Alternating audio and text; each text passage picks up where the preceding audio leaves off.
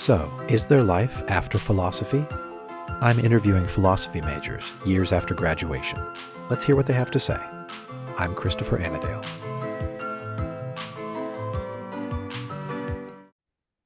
Welcome to Life After Philosophy. My guest today is Brian Tullius. He graduated from Franciscan University of Steubenville in 2003 with a BA double major in philosophy and biology, and then completed an MA in philosophy in the summer of 2004, just before he entered medical school.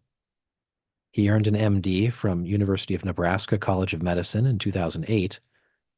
Dr. Tullius then did a pediatric internship at the Naval Medical Center, San Diego, but then was selected as a flight surgeon. He got his wings in Pensacola and then went to the fleet as a flight doctor for 5 years. He returned to civilian pediatric residency and graduated in 2017. He then went to pediatric hematology oncology fellowship at Nationwide Children's Hospital, graduating in 2020. The following year, he finished a pediatric bone marrow transplant and cellular therapy fellowship. Since then, he has been research medical director for pediatric cellular therapies at AdventHealth for children in Orlando, Florida. Brian, welcome to the podcast. Pleasure joining you. Thanks so much for having me. You were not a student of mine, but you came to me highly recommended by a mutual friend of ours.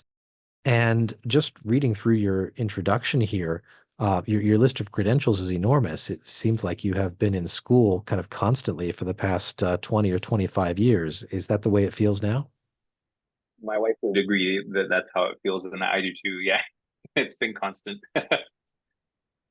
So let's start with the present. Right now, you work with pediatric cellular therapies, working with children. You have training in oncology and hematology. What do you do right now in your medical work? Yeah, so I do. So I'm by training, I'm a pediatric hematologist oncologist. So I take care of kids with blood diseases and cancers. But then I specifically specialized within that field in bone marrow transplant and cellular therapies. Cellular therapies is kind of the broader term. It covers anything that you can do with a cell to cure a hematologic or a cancerous disease in a child. So whether that's giving them a full-blown bone marrow transplant or giving them a very specific cell that's either been gene edited or modified in some lab way in order to do something unique and novel to fix their disease. Those all fall under my heading. So like today I did a consult for gene therapy for sickle cell disease because we're just about to open that at our center, which is a new exciting thing that I haven't gotten to do before, but it falls under cell therapy. So that's me. That's great. Do you have a big team that you work with down there in Florida? We're small but mighty. It's myself and my partner are the two docs. We've got two nurse practitioners that we work with, and then a score of nurses that we work with as well, including our transplant coordinators, who are the most front-facing part of our clinic, getting the patients ready for transplant and beyond. So big, no, small but mighty. Now, the theme of the podcast is, what are people doing who studied philosophy 5, 10, 20 years ago? And here you are after from double majoring in philosophy and biology, 20, 22, 25 years ago. Here you are doing cell therapy and pediatric oncology and hematology. Is there a sort of philosophical element in the work that you're doing? Is it sort of internal to you, or do you see it reflected in your practice with patients? All of the above, I think. I recently actually got to write I haven't written philosophy for publication in, well, I guess ever. Until recently. I mean, I wrote a lot of graduate papers, but never any of them for publication. And then I reached out to my brother, who's a philosophy professor and PhD, and said, "Hey, I've got an idea for a paper. I can't write the philosophy part as well as you can, but I've got the concept for it. I can write the science. Has anyone ever written anything like this?" And what we ended up putting together was a phenomenology work on cellular therapy, actually, specifically cellular immunology, with the goal of kind of showing that all of nature has this personalistic, relationistic element to it, that even in the tiniest cells of the immune system, they have receptors on them for things that they have never before seen, may never even encounter, but are externally referential to something out there in the world, and that externally referential protein therefore gives them a function and a preparedness to do an act that they may have never performed. And how similar is that to the human person, at least on a microcosm level, that here we have, even in our senses, we have ears to hear things that we may never have heard before. And then we have speech centers in the brain, voice boxes, and the rest that give us the ability to emit noises that you then can interpret. You and I have never met before, but you can immediately interpret the things I'm saying. And so it was a really fun paper that only the two of us nerds could write. But I was inspired to write it because that is kind of my approach to cellular immunology, which is what I do most of the day. I give people brand new immune systems that can do cool and new things. And when I explain things to families, because I'm dealing with families who probably have no scientific background and are in the midst of dealing with a child who has a life-threatening disease, trying to take that really, really abstract scientific information and making it accessible to them is really only possible through personalistic examples, and describing the cells to them as having characteristics that remind you of a person. They've got function, they have desires, they have will. We're simply harnessing that to accomplish the goal we're trying to achieve. And I found that that's been a really, really successful way of getting the science across to people. So in answer to your question, all of the above. Wow, that's really remarkable. Was it phenomenology classes in your undergraduate and master's work that was the most influential on you, or is that grown on you over time?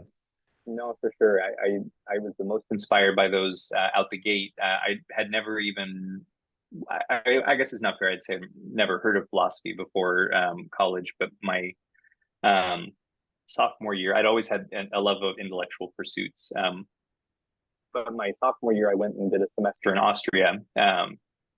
And it totally brought my scientific studies for pre-med to a halt, because there are no labs in a refurbished 13th century Carthusian monastery to continue my science work. And so all you could study was the humanities. And I didn't sign up for nearly as many philosophy classes as I wished I'd had.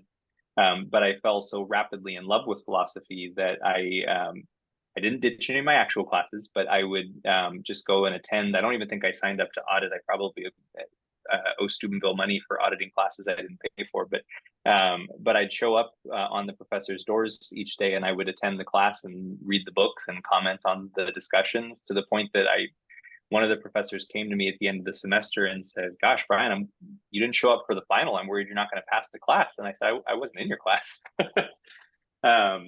But that was the beginning of my love of philosophy, and especially phenomenology. I had really excellent professors in Austria that really had a heart for phenomenology. Came back and switched my major specifically to philosophy because I loved it so much. And it wasn't just phenomenology, it was also the Franciscan school specifically. I had a professor who by training probably was best described as a phenomenologist, but by popularity of his class and particular love was super into the Franciscan school. Bonaventure, his Bonaventure class was always booked. His Scotus class had a waiting list. And those were definitely they were taught from such a phenomenologic standpoint, but also were obviously fathers of the church and deep scholastics. And that's continued to shape how I approach intellectual thought. One of the things in your biography deals with your time in the Navy, with the Naval Medical Center, and being called up as a flight surgeon and earning your wings. Was that a sort of interlude in your transition from, I guess, a medical career here, a medical career there? What was the time in between like in becoming a naval flight surgeon? It was the fulfillment of childhood dreams for sure. I mean, I had pictures of Navy jets and specifically Blue Angel jets on my wall as a kid. Loved the idea of flying, knew that that was never going to be me, and then started in the Navy path to pay for medical school, but also deeply inspired with patriotism post 9/11, and kind of stumbled on the flight surgeon career. I didn't know that that was a thing until the Navy said, well, you need to pick one of these operational things to apply to in addition to residency. And I read about flight surgery and said, well, wait, I can be a doctor and I can also fly in jets. And they said, oh yeah, that's what they do. And so I signed up for that, and I got selected for both. They said you can continue straight through and be a Navy pediatrician, or you can go be a flight surgeon. And I asked my mentors at the time, what would you do? And they said, we're saving a spot for you to come back to pediatrics. You can come back at any time. You're never going to get to fly Navy jets again. go have fun. But it was awesome. I got to deploy twice on the aircraft carrier. I've lived over a year of my life at sea. And I have done all the things that you've seen in Top Gun, other than taking out MiGs with missiles. I've gotten to land on a carrier deck and take off with a catapult shot, and flown helicopters low level over oceans, and flown inverted over Half Dome in Yosemite and waved to tourists. So you've had a very colorful life then. it's been fun. Yeah. I want to ask you, I know I'm jumping around a little bit with questions, but pediatric work, especially pediatric oncology, seems like it would be very demanding personally as well as professionally. Is that a field that I know you started out in pediatrics, is that a field that you found yourself, drawn to, or did you at a certain point have to make a certain kind of peace with it? What was that like personally? I had some fabulous mentors that were both pediatricians, and they definitely wrapped it up in an awesome package early on. I think even though I would say I still hold this to a large degree, as a younger man, I definitely saw it as being a morally easier path than medicine, I guess. It is a lot easier to have sympathy for a child who did absolutely nothing to get their disease than it is for an adult, where we typically cause our diseases. I think that that's a little bit of a moral cop out on my part these days, but it is. I mean, it is way more easy to continue the day in and day out work when you're working for the health of a child who did absolutely nothing to get their horrifying disease than the adult who's in with their fourth or fifth MI, having smoked and drank and everything else their entire lives. And you're like, well, we know how you got here. Yeah. So I'd never thought of it that way. I'd almost thought of something the inverse, that children would be harder to work with. But I see your point there. pediatric providers will all kind of tell you that is universally what we're told. It is, gosh, I could never do your job. It's just so sad and so hard. And all of us almost feel the opposite. We're like, oh, I could never, I could never take care of an adult. It is true that when pediatrics goes bad, it's bad.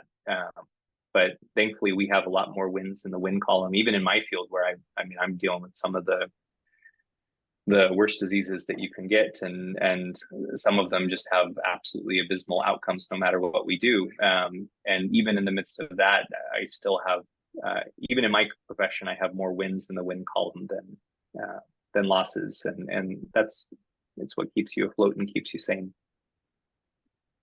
Is there something specific about your philosophy background, your philosophical reflections, that you think has made you a better doctor, a stronger advocate for patients? You spoke a little bit about some of the phenomenology work you've done before and explaining things to patients in accessible terms. But are you a sort of philosophical guy who's become a doctor, or is there a kind of merger of those identities, you think, in your professional work? I think that I'm definitely a humanities guy who wound up as a doctor. Even though I do some of the most scientific, one of the more scientific parts of medicine, I am a clinical researcher, so I'm actually doing scientific work on a pretty regular basis. even I've had time at the bench in a lab and pipetted and all the things. You would think that someone like that would say, "Well, I'm a scientist first, and I just happen to have studied philosophy." I would say it's the complete opposite direction. And one of my best mentors in the lab would agree with that. I got to work in the lab of Dr. Dean Lee at Nationwide. He's an absolute genius and hero in the field. His specialty is natural killer cells, which are a type of immune cell that can kill cancer and viruses without being taught. And so we were doing really awesome research in his lab, and he would comment on that frequently. He said, "You just don't think like a scientist." He said, "It's not wrong, but it is not, it's not how we think." And I would tell him, "No, I think like a philosopher." And he would say, "Yeah, I agree." He said, and it's refreshing, it's different, and it makes you come up with ideas that are different than the rest of us. And I would say one of my ways of doing philosophy, I'm not ever, well, one, because I didn't continue in the field, but two, I just know myself. I was never going to be a guy that was going to write a fully novel philosophy. My brother's that level of genius in philosophy. I'm not. But I'm really good at taking the thoughts of this thinker and that thinker and then putting them together and showing the ways in which they're similar and synergistic, and can actually be honed into a finer point.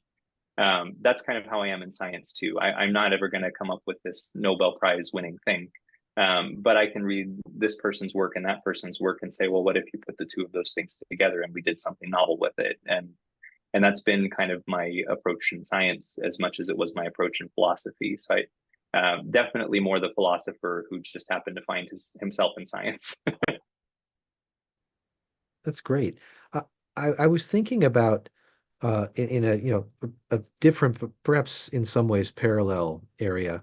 Well, you know this, having been a Navy guy. Admiral James Stockdale was one of the influential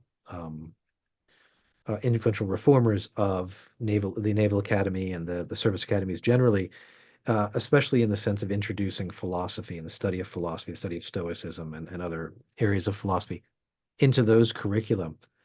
Is there something comparable that you think might be done, could be done, or ought to be done in medical school? Would all doctors benefit from this, or is this simply a matter of you having a certain kind of character and skill set that worked well in both areas? I think there's definitely doctors with whom it would resonate substantially. I think that there's a lot that would be like, oh man, I got to go to this waste of time now during their medical training. But actually, there are people that are bringing in the humanities to medicine. I mean, I had classes back in the Stone Ages when I did med school that were specifically designed to be humanities and medicine type classes. And it wasn't so much really studying philosophy, because it probably actually would have been better if it had been taught by philosophers instead of doctors, but it was still an attempt to give you some ethical framework without the answers already being preformed for you, which I appreciated. I think that in schools of varying ideologic stripes across the country in medicine, you learn the classes, but the answers are pre-formulated for you. So you're taught what is the club philosophy for that group, rather than being taught the open-ended search, which I think is unfortunate. I wasn't given that actually as a med student. I think ours actually were a little bit more open-ended, and I really appreciated that. I worried about it at the time because my first public education was medical school. I was Catholic educated from kindergarten through my graduate school. And so the transition for me from being in that kind of very nurtured Catholic environment for that long, and then going into a secular public university, I wondered what those classes were going to be like. I wondered what arguments I was going to get into, fighting for the things that I believed in philosophically, theologically, whatever. And I never had those problems. I hear about med students having those problems from people all the time. I never had that. I was prepared for it. I was gonna throw my white coat on the ground if I had to, but I never had that. I think of a story that another philosopher physician told me at one point about his disappointment with the way in which, I think he said, medical ethics in particular was handled, serving on ethics review boards at different institutions, where it really did amount to kind of what you always were afraid it would be when you were in graduate school, which is a sort of backwards engineering a justification for the outcomes or policies that we've already kind of decided on. So it seems like there's plenty of bad philosophy to be done, but in medicine as in lots of other institutions, but plenty of other plenty of people who can bring it in a creative, new, and good way.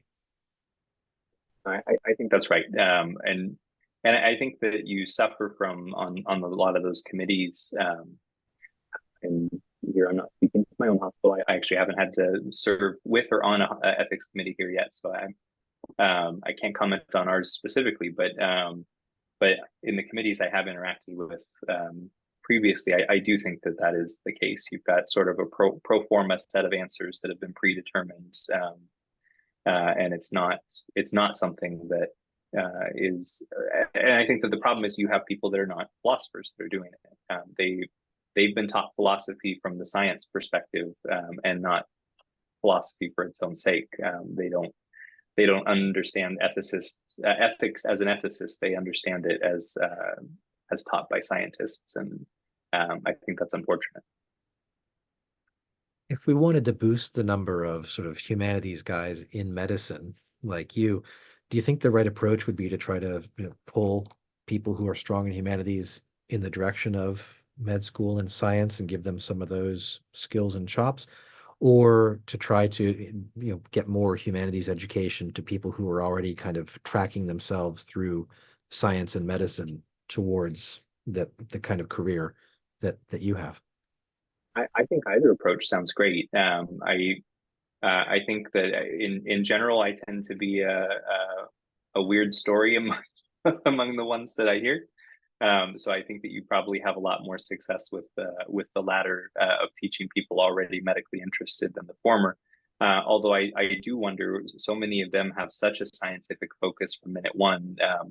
I also am weird in the terms of my path that I've taken. I have taken a lot of detours along the way, and have stopped to smell the flowers way more than I think any doctor I've ever met. And for me, I think that it ends up leading to a more well-rounded, personalistic approach to medicine, but also just life to have done that. Not that my colleagues don't always have that, but I do think that it creates a different approach. And you might have a difficult sales pitch to get some of those pre-med students, med school students, et cetera, to stop and smell the roses. Has philosophy been really important for what I might call self-care, for sort of keeping your I don't want to say integrity, the sort of what's the word I want? Integration of your life. It sounds like you're not having any of the kind of problems that an outsider would assume working with sick children would cause, but has philosophy been a resource to you over the years in that way? And yeah, I think it has. One of my hobbies, healthy or not, is to get into social media arguments. But never just to be, never to troll, never to do any of that. It really is to engage in intellectual pursuit.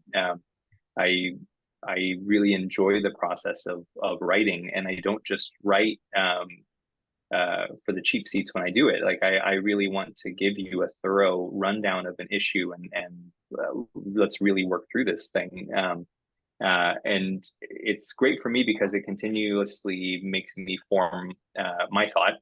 So my views have been anything but static over my adult life, which I hope continues as I get older and older. That I would continue to relook at the things that I have thought and continue to develop them. But it's actually really cathartic, and not in the way that screaming at people on social media usually is. It's just really nice to be able to put ideas on paper. And I've told my brother a couple of times that, not that anyone's going to be reading the works of Saint Brian Tullius in the future, but for people with more sanctity than me, I wonder if mining their internet writings at some point will become the same as reading the journal of Saint Therese of Lisieux or whatever. Because we put so much of ourselves out. Yeah, we put so much of ourselves out there on social media for nowadays, and for me, that's in a lot of ways, that's become my intellectual writing at this point. I don't write, save that one paper, many articles for publication in philosophy, but I write about I write about the length of a small philosophy paper once a week. Wow. Wow. I can't imagine the task that faces somebody having to read through hundreds of thousands of words of social media posts, like the multi-volume, collected letters of so and so, the collected That's right. blog posts of so and so. The final question of the show is usually asking for advice from your perspective, your life experience, the role that philosophy's played in the life that you're living now, and then the path that's gotten you there. Advice for people thinking about whether or not to major in philosophy, whether they're at an institution like FUS or like mine, or a secular institution elsewhere, a community college. Any thoughts that might apply more generally to people who are where you might have been a long time back? Yeah, first off, is to smell the roses. I think that philosophy, philosophy for me is like salt or spice in food. Like it flavors and colors anything you end up choosing to pursue. So clearly, I have gone far afield from being a philosophy professor or anything like that. Although with a brother in the field, I have great love and admiration for it. But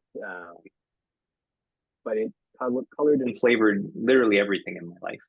I actually heard a really great interview with and I'm going to forget his name. He played Severus Snape in Harry Potter. Genius actor. Oh yeah, it was Alan Rickman. Yeah, Alan Rickman. And Alan Rickman said when he has early actors early on in their career asking them what their advice would be from obviously master actor like him for what they should be doing in their early career. His answer was, stop thinking so much about the acting and just go and feed yourself with art. Go to museums and look at beautiful works of art, read poetry, throw yourself into listening to the news, and just really build up your mind so that you have things that when a great piece of a script comes your way, you have things in your mind that it can bounce off of.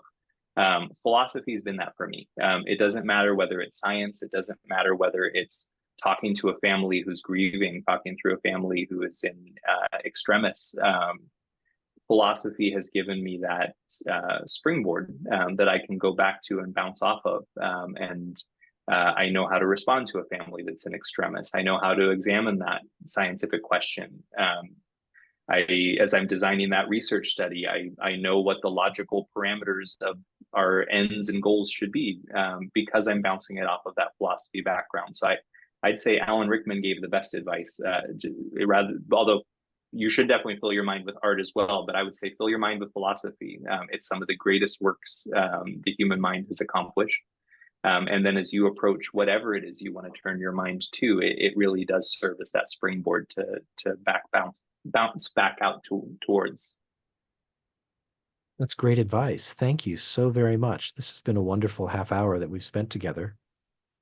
My guest for this episode has been the remarkable philosopher and physician, Dr. Brian Tullius. Brian, thanks again for being on the show. It was an absolute pleasure. Thank you so much for having me.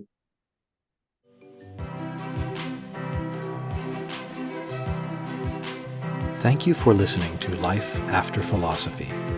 If you enjoyed the podcast, please rate it 5 stars and share this episode with a friend. I appreciate your support.